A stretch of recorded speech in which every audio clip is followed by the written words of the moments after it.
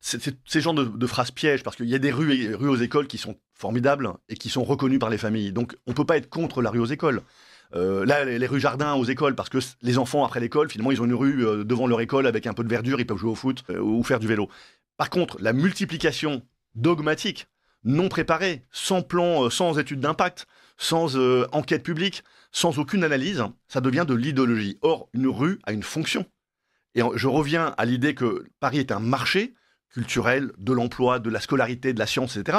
Ce marché a besoin de fluidité, de mobilité. Et si on transforme systématiquement des rues, et on parle de 500 rues là, d'une manière dogmatique, non réfléchie, pour empêcher la circulation, vous asphyxiez la capitale. Donc il faut trouver un juste équilibre entre ces rues aux écoles qui sont parfois très judicieuses, et puis cette généralisation qui n'a aucun sens. Nous sommes favorables aux consultations au groupe Changer Paris, mais des consultations équilibrées, récurrentes, avec des phrases plus neutres, et un vrai espace de débat. Pas des consultations en douce, en 2 mois, c'est trop court. Les votations suisses, c'est 6 mois, 1 an de débat.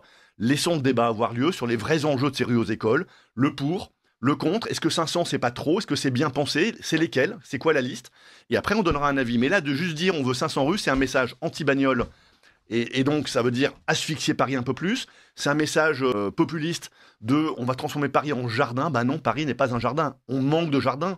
Mais déjà que la Paris entretienne ses bois, parce que le bois de Vincennes et le bois de Boulogne, qui représentent 20% de Paris, sont dans un état catastrophique.